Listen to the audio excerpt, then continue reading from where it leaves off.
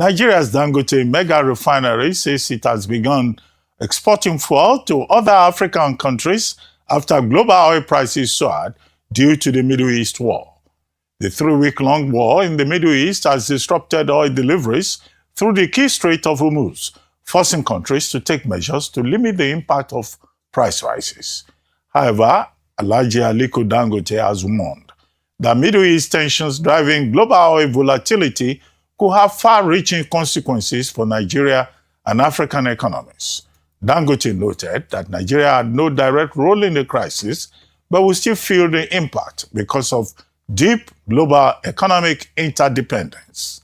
Joining us on this show to discuss the effects of the crisis in the Middle East and how the refinery is playing its part in ensuring adequate supply in Nigeria is David Bird, Chief Executive Officer of the Dangote Refinery. Mr. Bird, good morning. Good morning, good to be here. And thank you for joining us in the studio.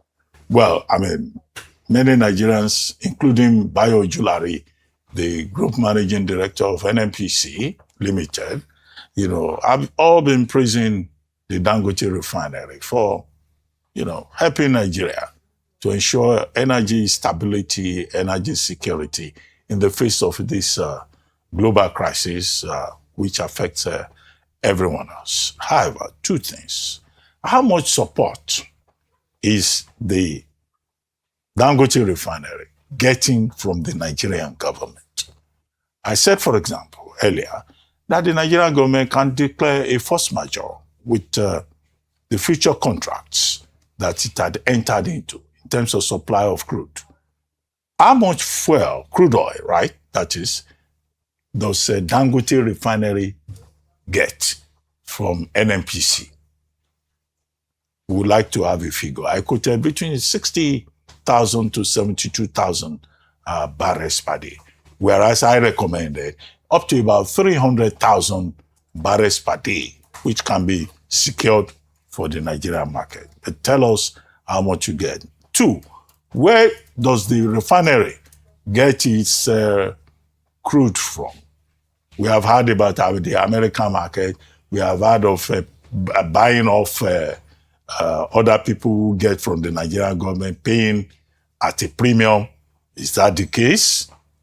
And then what will be the expectation of Dangote Refinery to further empower the facility to be able to support Nigeria more, now that the refinery has reached 650,000 barrels peak since February 2026. That's correct. So we're at capacity, processing full 650,000 barrels a day and meeting not only Nigeria's domestic fuel requirements, but also the region. So the first question about the government support, yes, we have been very vocal that there is an existing arrangement in place under the Crude for Naira program, commonly misunderstood as a pricing regime. It is not. That is priced at full international benchmark crude oil pricing, however, without the foreign exchange implication. That has been very successful in stabilizing the FX, and I think Nigeria and our relationship with NNPC and Dangote, we should all be very proud of that. That agreement, however, is not only just from a volume, but also a quality allocation perspective not being met. And our demand of the government is just to be transparent with that allocation methodology and be transparent, because what we see under that agreement, we should be getting about 13 to 15 cargoes a month. And that's what we could process to meet the domestic fuel requirements of Nigeria. Currently, we're only getting 5. So that's an underperformance against that pre-agreed volume contract. Second to that is quality. So Nigeria has a wide variety of crude grades, all exported from different terminals, and we have a preference. Our hardware is designed around a certain crude slate, and we can certainly optimize the different crude grades from Nigeria. So we submit our preferences, and not only do we not get the full allocation, very often we don't get the grades that we are highlighting as our preferences. So our request is, can we get more, and can we be transparent on the allocation methodology? Because then that allocates about 30% of our crude diet under the Crude for Naira program. However, given our preference for Nigerian grades, we go back into the international market and we find those very same grades that we have preferenced that were denied to us now being offered on the international market in US dollars. And so we do purchase those. And right now, there's obviously a global thirst for crude, no matter where it comes from. So that has mean there's a significant premium being attached to Nigerian crude grades, upwards of now we're paying over $18 a barrel premium for those same Nigerian crude grades. So 35% under crude for Naira we get allocated with no discount, no subsidy. It is international benchmark pricing. Then we have to pay international benchmark freight rates, and freight has also been severely impacted and gone up, insurance rates, etc. So there's a misunderstanding the Crude for Naira program is somehow a discount or a subsidy. It is not. There's arm's length relationship. We purchase that crude, we transport that crude, we insure that crude as if we are fully arm's length at international benchmark pricings. And every one of those cost inputs has been impacted by this crisis.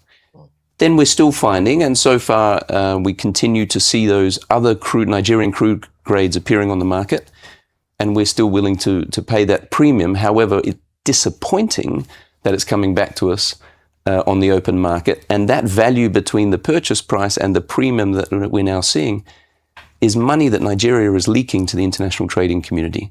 And we believe that is unnecessary and would like to understand the allocation methodology.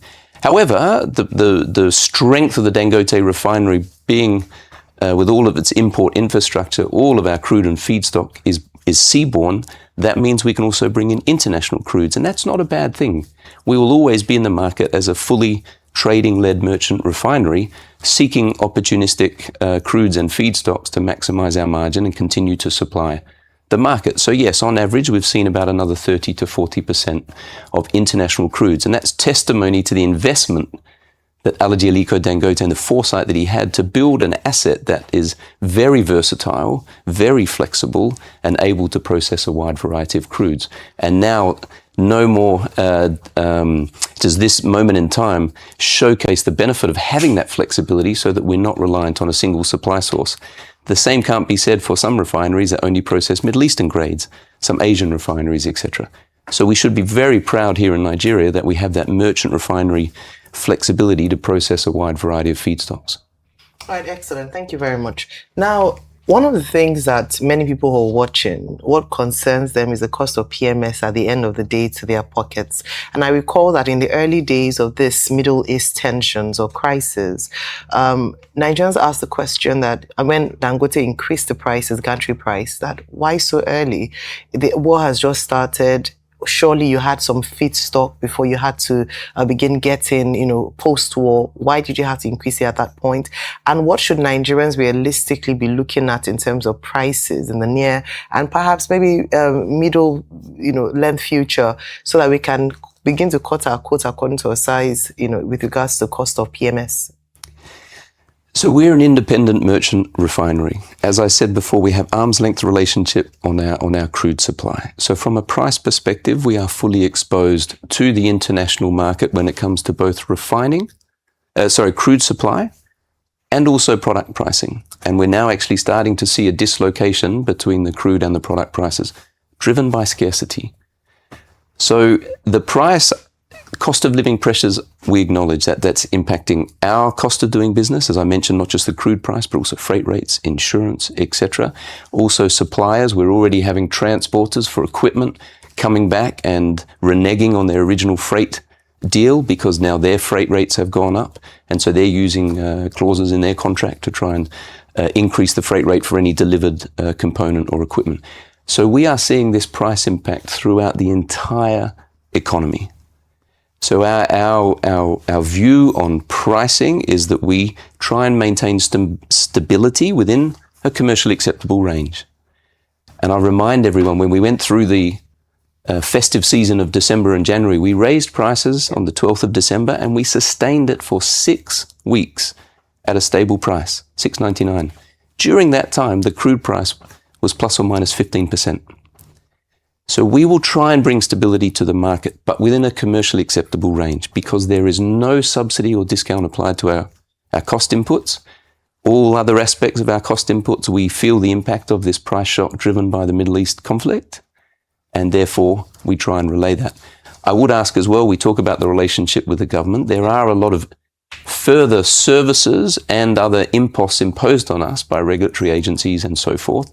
I think there's an opportunity for the government to take an all-encompassing view and look at, are those regulatory regimes still valid, and is there an opportunity to try and take some cost out of doing business in South Africa as well? So it's not just crude price, it's the cost of doing business in Nigeria.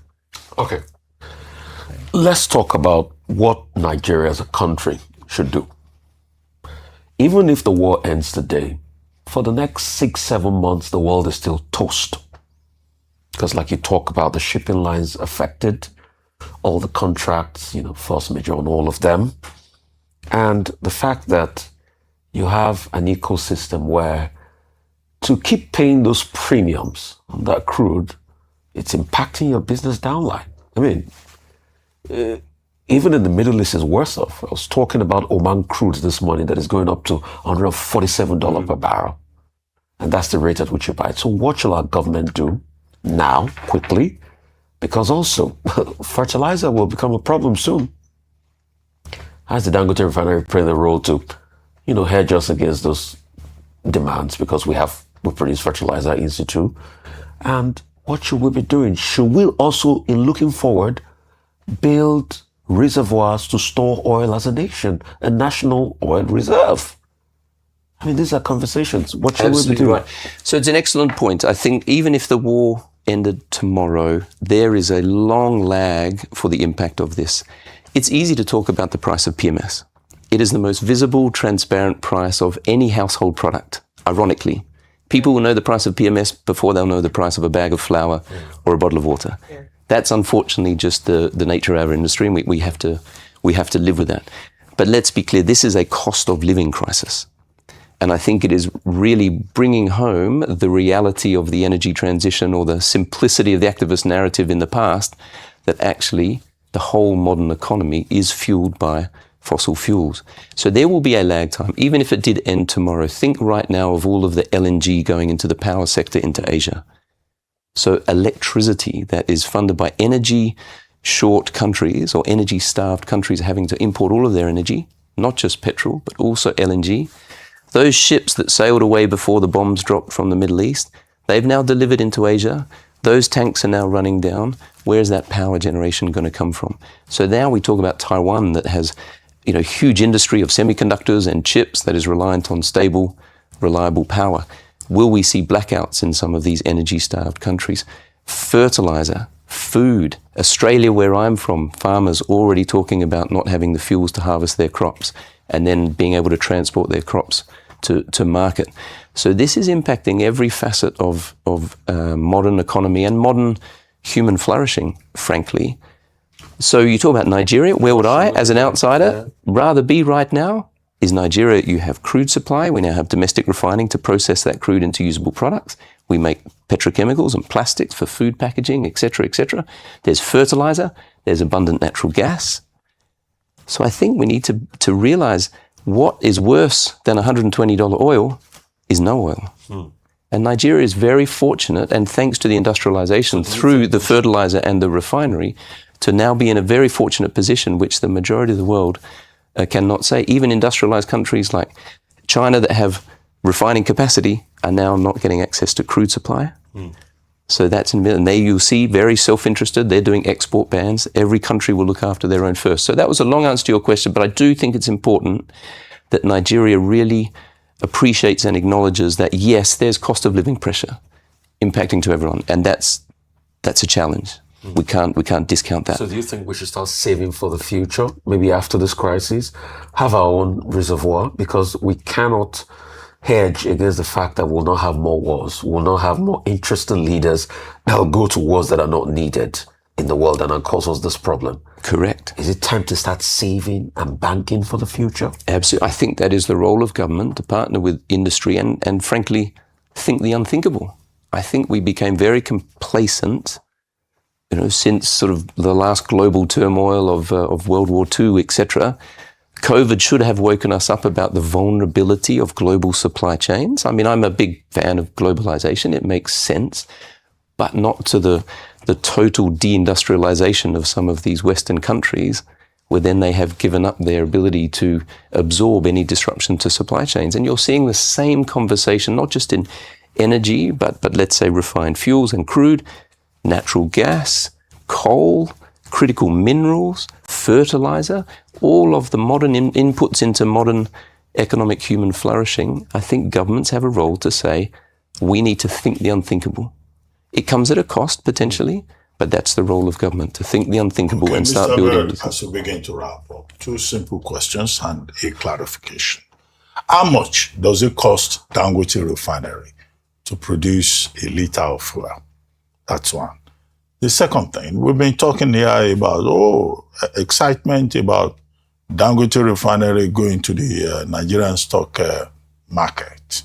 Now, if that happens, an IPO is issued, will it be by the traditional method or will it be by introduction? And then the clarification. You talked in passing about crude for Naira. Are you saying that policy, which is supposed to favor Dangote Refinery, is not working?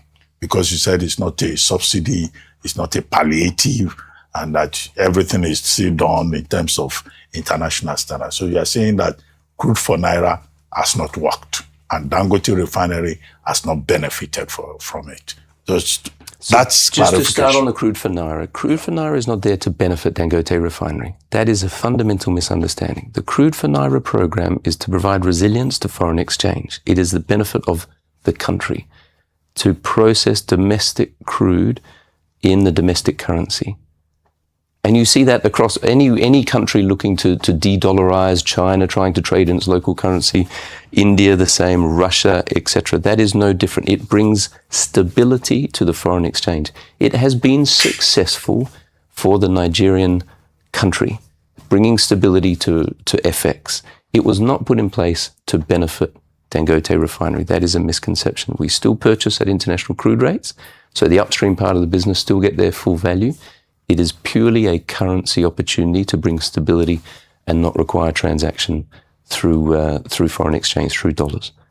Right. And it's meeting that objective. The IPO and how much you produce for per liter. So on fuel, producing fuel, we are a marginal business. And this is cyclical. What goes up always comes down. I've been in this industry now 30 years. What goes up always comes down. Anyone that tells you otherwise, but anyone that tries to predict the fuel price, it's a fool's game. Yeah. But it is cyclical, that is guaranteed. More often than not driven by supply rather than demand, as we've seen through COVID and some other major sort of world events. So it is cyclical. Our job as a refinery is to be cost effective, disciplined and efficient, so that we are resilient through the downturn, because there will be downturns when refining margins are wafer thin to the point of negative, and then you look at turning down rates. And it wasn't that long ago when we were experiencing wafer thin margins. And then we need to be cost resilient, so we're cost disciplined, so we're resilient through the downturn, and then safe and reliable and efficient so that we can reap the rewards that pay off the significant investment in the upturn. Is it for all of us or for selected persons? So speaking on behalf of Alaji Aliko Dangote, his ambition is absolutely that this is the people's IPO. And I think we want everyone to be incredibly proud, not just Nigerians, not just the Nigerian diaspora in Africa, but all of Africans. It gives me a lot of personal purpose to join this role. It is a continent-changing, continent-building project to be a part of. And that is definitely our ambition, to make sure this can be one of the most widely, if not the most widely subscribed IPO in the world. All right. Excellent. Thank you so very much for your time with us today, Mr. David Bird. And I'm glad to hear that point, because we've often talked about it, that would the prices come down? Because what we've seen traditionally in some aspects is that when prices go up, they remain up and keep going up. But it's assuring to Nigerians this morning to hear that hopefully when things stabilize, the prices will come down. We are a cyclical business. Yes. All right. Thank you. Thank you very much. The CEO, Dangote Refinery, Mr. David Bird.